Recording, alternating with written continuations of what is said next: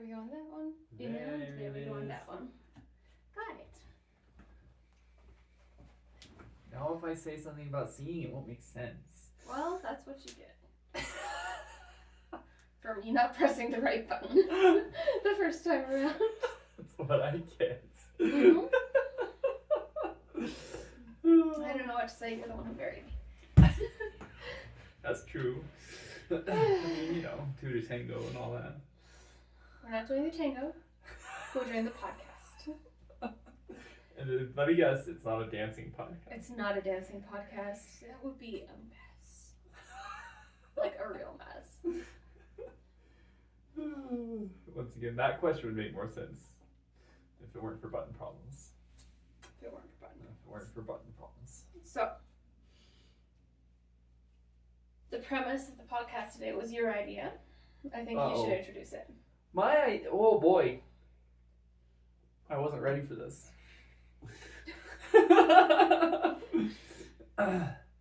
Well, I thought we'd talk about the title of the podcast, Shunned for Good Reason, and what the heck that means. Fair? There, I introduced it. So you'd like to go over both what is shunning and why? Yep. Okay, well, let's start with what shunning is then. We already went over a little bit about what that looked like practically as far as not being invited to people's houses and them not coming to ours. Right. The general non-invitation to things like family, holidays, etc., that sort of thing. Yeah. But what is shunning actually?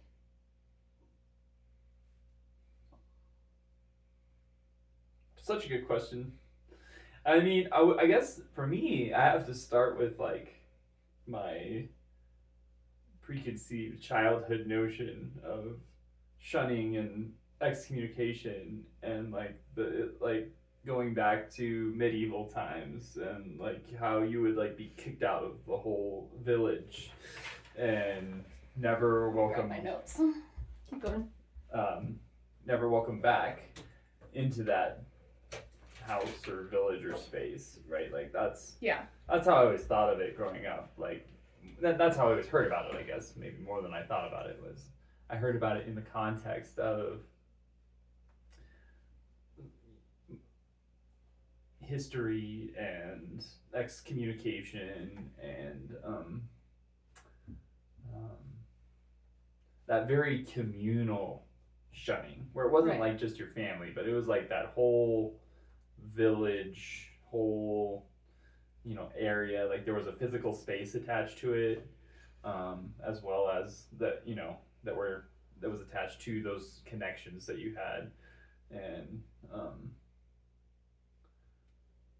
that's how I always imagined those words being carried out, like you leaving a physical space and people turning their backs to you, sort of a deal, right? Like that's the other, like I guess that's kind of it moved into like those very dramatic I probably saw a couple things that are maybe a little bit more recent history of churches like doing the full like turning, like physically turning their backs on the person or whatever, which is in some like kind the of ceremony modern equivalent of what we've got for tar and feathering, essentially. Yeah, I suppose it is. Is where the churches would have the person come up on purpose during a service, tell them why what they did was wrong, how what they did was wrong, whatever happened to be that they decided they didn't like. And then the elders who are all up on stage would intentionally turn around, show their back to that person, and the understanding was that that person would then leave the congregation and people would turn their backs on them as they left. Yeah. So it's kind of a mix of that old and maybe what we've been through a little bit, and as far as that kind of ceremonial thing. Right. Where you got the physical space, in that case being the church, that you had to walk away from and leave all those connections there. So and then it was weird for me slash us because like there wasn't any ceremonial space leaving that was directly tied to the shunning process. Right. Right. Not. There were spaces that ended up being spaces we couldn't be in, but there was no like leaving them. Right. We'd already left them. I guess. Right. Is No, really what no happened. ceremonial marking of Yeah. the moment, Right. essentially. Yeah. Yeah. Which I don't know if I'm complaining about that, but it's a little confusing. Kind of anticlimactic. Anticlimactic. That's a good word for it. Yes. The whole for us, the process was very anticlimactic. Yeah. And I don't know. I guess I don't know if that's something that is more common just these days, or if that's just how it worked for us. I don't know what your thoughts on that are, but well, a lot of things have changed since like you would see the church being the communal gathering place where a lot of people in the community at least went to the same church, so that was a good place to announce things like weddings, funerals, shunnings, etc. And I feel like we've moved more to an online forum for that. So the shunning that you see now is usually less bringing them up in front of the congregation and shunning them that way, and more of the posting something on social media to either the community that you have at the church or the community at large, stating why this person did something wrong, what it was that they did wrong, if you're lucky, and then how everyone should react. So you'll see this on both sides of religion and non-religion. So a lot of people view this as like a cancellation in the woke culture, as you call it, where you're like, this person either did or did not do something that I think they should have done or not done. And because they did this, we need to not buy their music, not read their books, ignore them in this way, and speak out against them in this way. And that's how the shunning actually looks. It's not as common for that to actually come to a head in a public space like the church anymore, just because our public forums have moved away from that as being the place. Right. Which means a lot of it's very unceremonious. You're fine one day, in theory, and then the next, what you've done has been too much, and it has become memeified and widely spread to the community. Yeah. But it does feel very anticlimactic in that way, because we want things to be recognized. That's why we even have public ceremonies like graduations or funerals or weddings, is so we can announce to everyone, like, this happened and we're moving on in this way, whether it's good or bad. And it feels odd to have done that for thousands of years as a society of humanity, and then to suddenly not do it in some ways. Well, and it's interesting because, like, even we did, like, our coming out was via text message, right, to our families. And so it's a very digital space. And it wasn't necessarily because that's, like, how we were like, this is the best way to do it ever. But it was more like, this is the best way to do it because our families live all over the place and aren't necessarily all on the same social media platforms or any social media platforms in some cases with our families. And so, like, the most efficient way, I don't know if it was the best way, but the most efficient way to come out was via text message, because that was the way we knew everybody could find out the information and be on the same page, and there wasn't going to be any weird, like, delay between one person and the next person to kind of change the story or whatever. It was just the rumor mill. Yeah. It was fast. It was directly from us. It was what we wanted to say, and so it worked as far as coming out goes to just text everybody, I suppose. And I feel like efficiency is kind of the best way in that situation specifically, because so much of the evangelical world, at least on the side of your family, is making a big deal about things and emoting very publicly. Like the wailing and gnashing of teeth in a public space is very them.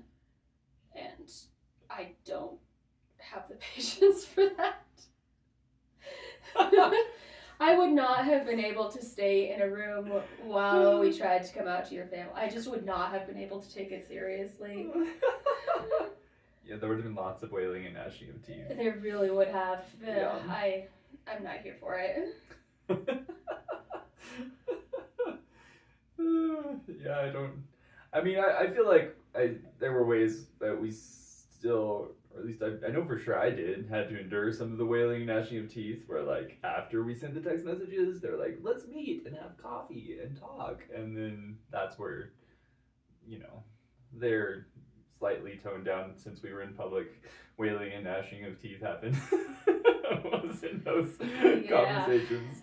So, like, it still happened. We went through it. It just took a lot longer, spread out over several months of weird coffee/phone conversations. Yeah.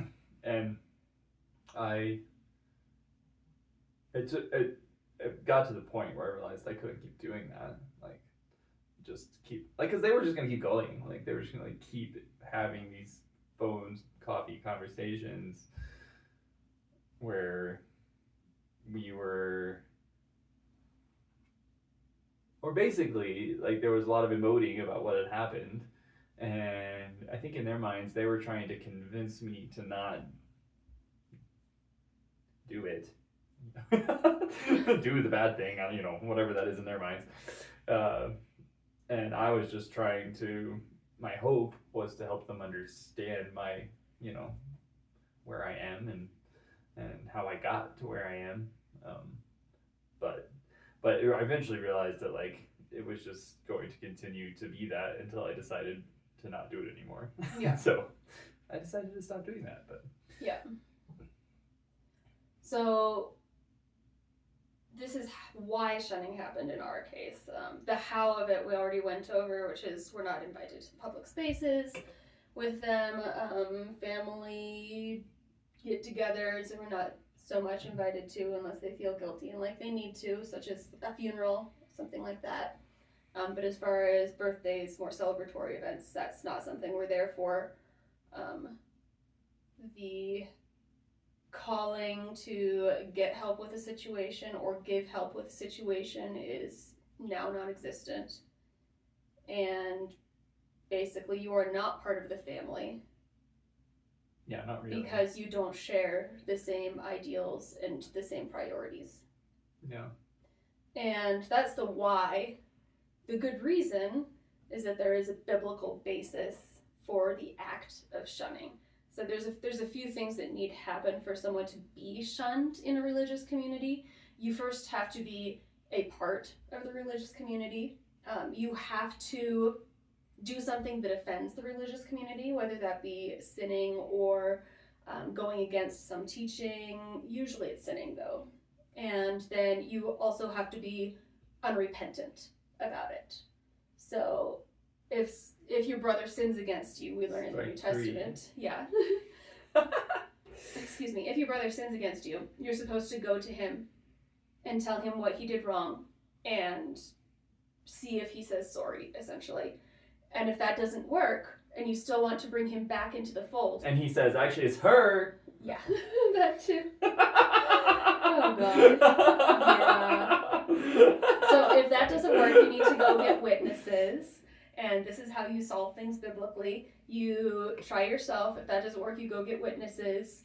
And you all go and you're like, hey, you did this shitty thing and we're angry about you for it. Say sorry. And then if that person doesn't say sorry, then you can go to the leadership of your church. In your mother's case, it's the pastor that she always talks to about us. And in my parents' case, they're basically the leaders of that sect, essentially. So there's only so many things they can go to, and that's mostly contained within the leadership of my family. So my father, my brothers. Your father's brothers? No, my brothers, because my oldest brother is part of the leadership at the compound where my parents live. Yeah. So once they tried coming to us alone, with coffee chats once they tried getting together. So your mother and my parents getting together and talking about things, and then both reaching out to us. That was their witnesses, and my brothers reaching out to us on that as well was part of the witnessing. And when we were still unrepentant about that, they try again by my father and brother getting together and figuring things out there, and then coming to me again in theory, which they have not, because we're a Stoic family. But your mom going to her pastor and then the counselor that she goes to, and then coming back and trying again, that was also the biblical step of going to leadership and trying to fix it that way. And when that doesn't work, you shun someone. So I've got a couple of references here. They are from the New Testament. And those ones are about shunning itself. And then we've got a couple from the Old Testament, because the New Testament is mostly with the redemptive bent of Jesus coming back and like saving people. The New Testament is more about shunning evil and the concept of evil, whereas the Old Testament, in theory, is supposed to be more about shunning people because they had that more punitive approach, in theory. It hasn't translated that way, but that was how it should have started. So, Corinthians, I'm writing to you not to associate with one who bears the name of brother if he's guilty of sexual immorality or greed, or is an idolater, reviler, drunkard, or swindler. Don't even eat with him. And then 2 Thessalonians. Swindlers. Yeah, don't swindle people. Cut it out. If anyone does not obey what I say in this letter, don't associate with him. Do not count him as an enemy, but warn him as a brother. And then in 2 John, if anyone comes to you and does not bring this teaching, do not receive him into your homes or say a greeting to him. The one who says a greeting to him is a sharer of his wicked works, which is why we very rarely get happy birthday or Merry Christmas text messages. They don't want anymore. to share our wicked works? No. Well, and that's what happens if you greet them. You can't say Merry Christmas. Don't do that. Much less happy holidays. And then we've got the Old Testament part where Job feared God and shunned evil. So fear, fear, fear. And Proverbs, don't be wise in your own eyes. Fear the Lord, shun evil.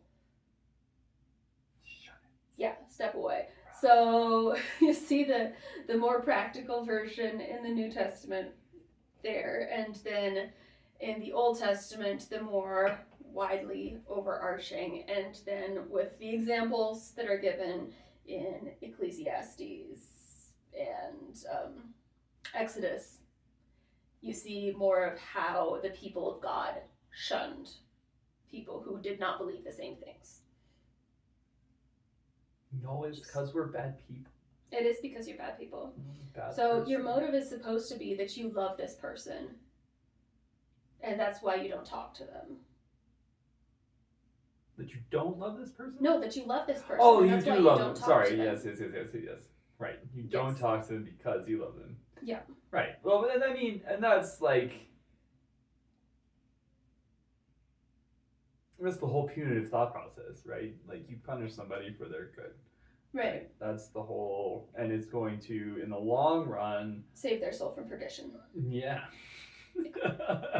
I mean, it's really the whole punitive thought process. That's why we still send people to jail, right? Like, that's the whole thing. And right, like, because this is just you withhold something from them or do Right. something to them, and it makes them realize the error of their ways right. and That is the repent goal. and turn back to righteousness, Right. essentially. Right. That's the goal. See the error of their ways. Yep. Yeah, and I mean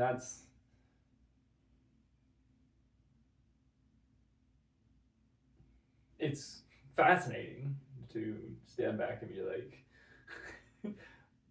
my family's thought process about my life right now is that they're doing everything they can to make me recognize the error of my ways. Like, Yeah. that's their whole thought process, is to try and help me see where I've gone wrong, right? And like, when I was younger, still in the church, not shunned from the family, I remember, I had there were people related to me who struggled with drug addiction and things like that. And it was kind of, I saw the shunning process sort of from that side. I was kind of, they lived far away from me, so I saw it from afar, literally. But and interestingly, in at least one of those cases, that person like ultimately did stop doing drugs and came back into the fold, more or less. I don't know how happy that person is in their life currently, but I just don't know them well enough. But I just, like I saw the system kind of, sort of, in a way, have an effect. I'll say it that way. It had an effect, at least from my perspective, on somebody who's like truly doing something destructive to their body and life. Right. Drug addiction can be very destructive. And in their case, it was causing them a lot of serious problems. And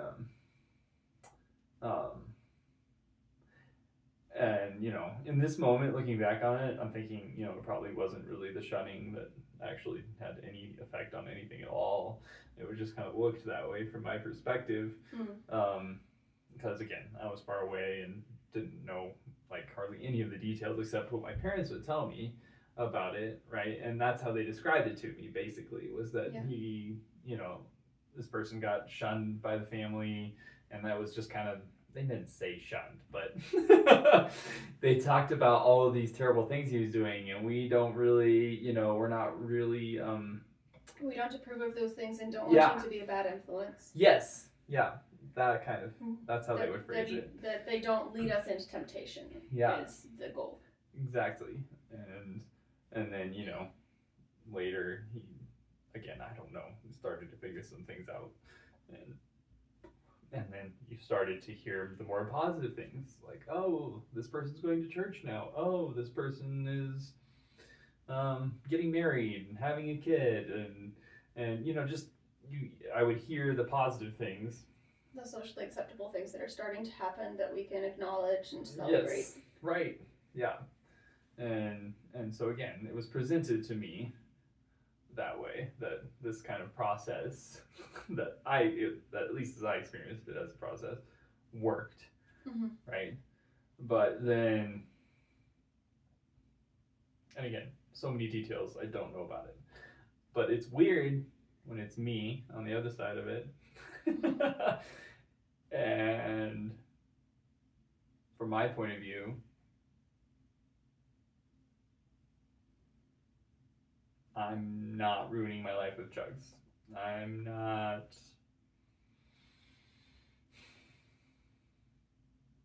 being cruel to other humans. I'm not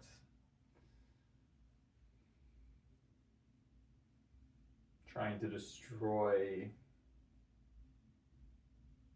them, or I don't know. Yeah. Like it's weird to be on the other side in a way that's like where they're seeing my life as being an error, and yet my life is just me living it in the kindest way I can.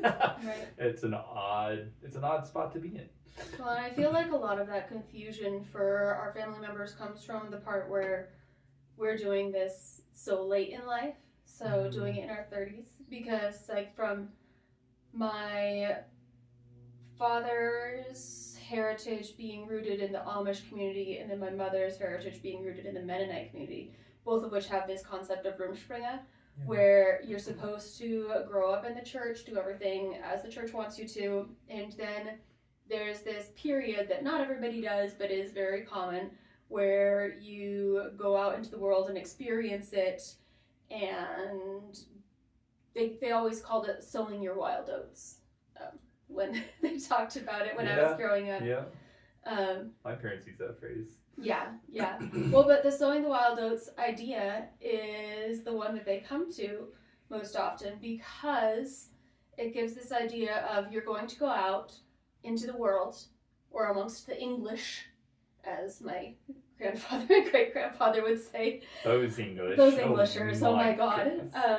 But yes, you would go out, you would experience it a little bit, and then you would realize, dang, this sucks. Everyone out here is so unhappy, and they don't have any social security nets. Right. And I do have that security net and that family and that cooperation back home on the colony or in the community or in the church. So I'm going back. And what was supposed to happen, as far as our parents were concerned, because this was the popular teaching at the time, I know even my father wrote a magazine article about it, was the Rumspringa. I don't know if he actually compared this to Rumspringa, but the idea was you have to help your child choose a college slash Bible college that will treat them appropriately, just enough so they realize that they need to come back to their roots. And once they do that, all those wild oats will be out, all the sin will be out of their system, and they can come and settle down and live appropriately and not raise any eyebrows in the community. And with us, it kind of went the other way. So we doubled down very hard during the Rumspringa Bible school phase. Double down on our beliefs and religion. Yeah, doubled down very hard on the beliefs and the religious things, because they're supposed to be the answer to everything, and you just double down harder and it gets easier. That was the theory. That was the theory. So we doubled down until we couldn't anymore. And then when you start realizing that you are on the opposite side of the equation of what you thought, so you thought that you were going to go out and figure out that everything was evil and go back to your community. Mm-hmm. When you don't leave the community and you look around the community and you're like, oh shit, everything they told me I was supposed to look out for is what's happening in this community. Yep. And there's a world out there. And then you leave the community, they don't understand why. Right. There's no pre-planned plan. Right. For that. Yeah. Yeah. There's no magazine article that makes that okay. Well, it's not supposed to be a thing, because their world is supposed to actually work, and they're supposed to be doing the right things and the holy things, and us looking around and seeing that not being the case was not supposed to be a possibility. Right. Like so they don't have a contingency plan for it. If you have the truth, you're not afraid of people leaving, because you have the truth and they'll always come back. Yep. Right. Yep. No, and so us leaving was truly, it still is, I'm pretty sure. I'd be fascinated to hear the conversations, but because I know it's a conundrum for them, because we were the ones who went to Bible school. I mean, we were freaking pastors and missionaries for good long time there, and us walking away is definitely a very confusing thing from their perspective, because it doesn't fit in their way of seeing how the world works and how their world was supposed to work, and so all of their arguments are for if we just thought that the outside world was more attractive or something. Yeah. Like, but that wasn't. We just wanted to try beer so much. Right. No, right. Exactly. And like we were just tempted away from. Which is so funny truth. For a vast majority of the Christian world, as we've more recently discovered. Because we were incredibly fundamentalist, so fundamentalist. There was no nicotine, there was no alcohol whatsoever. Nope. None of that was okay. You couldn't even try to drink half of a beer, because then you would be shunned from the community just for that. Yep. So the only reason in their mind that we would leave the community is to drink alcohol, to do drugs, and to have extramarital sex. Right. Like, those are the only reasons why you would ever leave this community, because this community is right, and those are the only attractive things that the world has to offer. Right. Which isn't that an interesting view of the world? No, it is. Is like believing that the only thing anybody wants from life is alcohol, drugs, and extramarital sex. Yeah, well, it explains a lot of things. about Explains a lot of things. More about religion than about the world at large. Oh yeah. Because I just, if that no, were it doesn't the explain case, anything about the world at large. if that were the case in the world at large, it's I not don't accurate. I don't think businesses would be built. I don't think houses would be built. Like, No. if our entire reason for being was to like be a cicada and wake up every 14 years to fucking drink. Yeah, nobody would do anything. Society would look a lot different yeah. than it seems to, Right. from my perspective. Yeah. Well, it's that outworking of the fundamentalist thought that everybody who's not part of your in-group is evil. Right. And so it kind of works in that thought process that evil people would just want those those things to excess, right? Like, you can kind of put those thoughts together. Right. If you just have evil people doing things to excess, right? Like, it sort of makes sense. But that's just not the reality of, everybody outside of your belief system is not just out there doing everything to excess all the time. It's just some of not, them are. Yeah, sure. But There's also, some people, so are some of the people within the community, I might add. for sure, yeah. It's just not the myopic vision that they have. The world is not the myopic vision of it that they have, right? It's not. Not so black and white. Yeah, not remotely.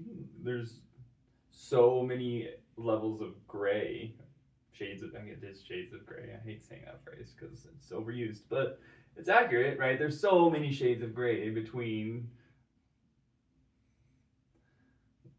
fundamentalist religion and what they think of as the world. And I don't even know if between is the right metaphor or analogy, but no. What else do we have though as far as language goes? Yeah, true.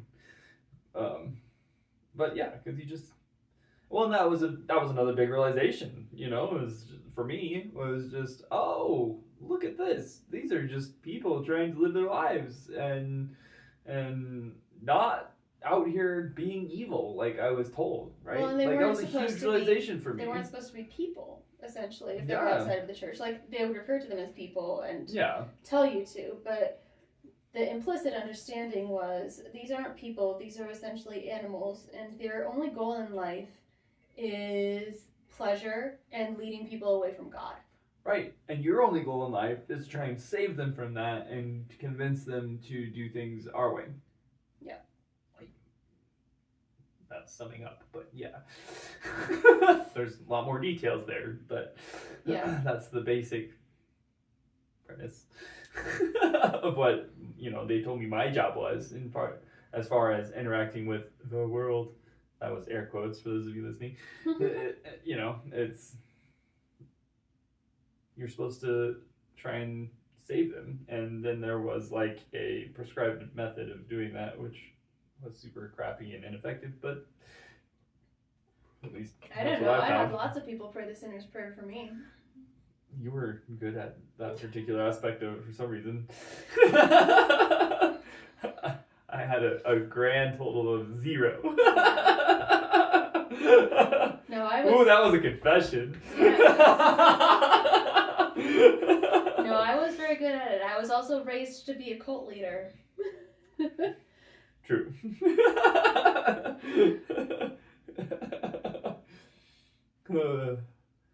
No, I was a terrible missionary in reality. I don't know. I can never bring myself to like that point of trying to talk somebody into it. Like, I don't know. Like, I never got there. Interestingly enough, in retrospect, just never did. I had conversations with people where, like, maybe we talked about God or about the Bible, and I was always willing to talk about it, but like I could never get to the point where I was like actively in a one-on-one conversation trying to talk somebody into like saying the sinner's prayer or something like that. I don't know. That's a weird part of my evangelical story that I still find somewhat baffling, but just the way it was. I don't know. That's my personality. Fear of conflict, that was definitely part of it. I don't know. Yeah, that's fair.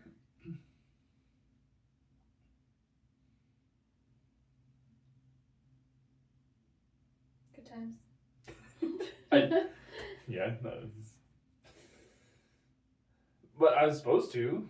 Like, that was the expectation. That's what I was going to do with my whole life, essentially. I was definitely supposed to. Like, I was. Oh, I remember, okay.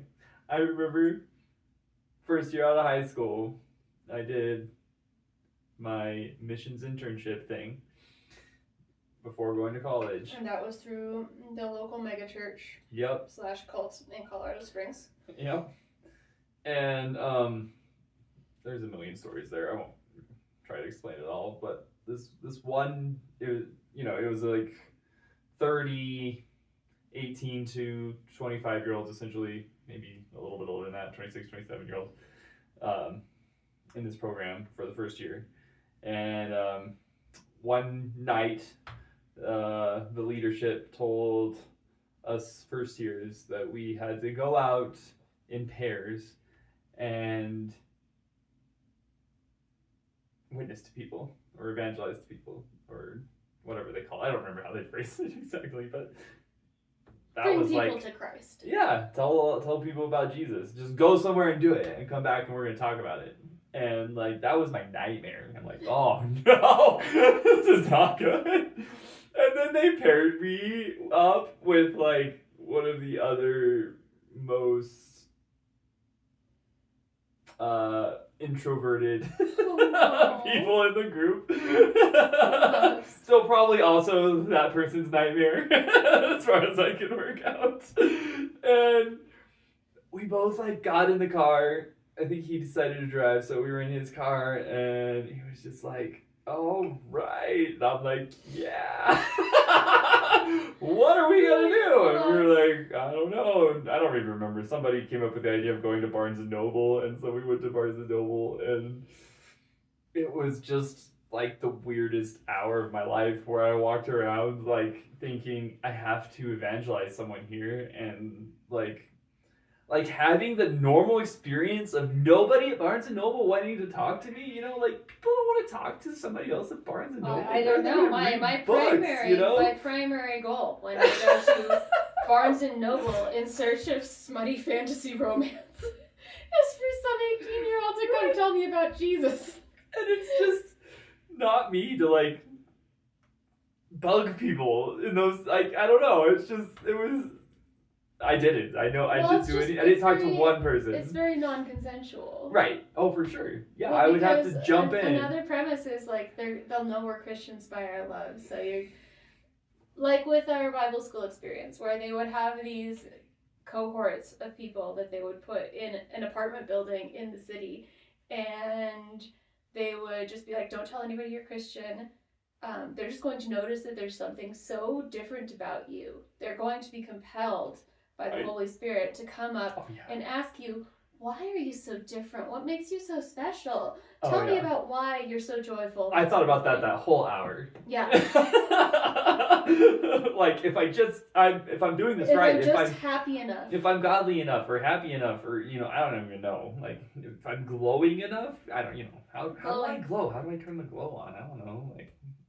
I didn't do my quiet time good enough this morning. That's I'm right. Not glowing enough, Damn it. Yeah, and so much guilt, and like that was what it was. Like just pure. That basically for me, that experience was just an hour of feeling crappy, and ultimately not doing anything really. Like the least I could have done was read a book. But anyway. Well, nobody would have come to you if you were reading a book, Tess. Right. Unless it was like the Case for Christ, in which case you could just read it like this so they can see the cover. See, this is why you actually managed to talk some people into it, because like you had cleverly thought it through, like go get the Case for Christ book. Well, yeah, if you just get the right book and glow enough. I didn't even cleverly think that through enough, like. I had all the tricks. I kind of wished I did. I don't know. It wasn't my thing. I wish I could remember what we said, because like every team when we got back had to say what happened, right? Right. And like, I also kind of wish I could have been a fly on the wall for what actually happened compared to what some of the other teams said, but that's not the case, so I don't know. But because there were very dramatic stories that night. Yeah, there would have to be. Yeah. And ours wasn't dramatic, but we said something, and I think mostly the other person talked, if I remember right. That sounds right. Made it. I don't know. I don't really remember. There were things, like that we said just enough of the right things, kind of like what you're talking about like being an example and being willing and practicing. Yeah. Compassion. Right, I don't know. Yeah. Being a good example. Yeah, something like that, I'm sure. I genuinely don't recall. Not picking up pornography at... Yeah, maybe. I don't know. We probably didn't say that, but yeah. Something like that. I don't know. Avoiding the liberal theology section.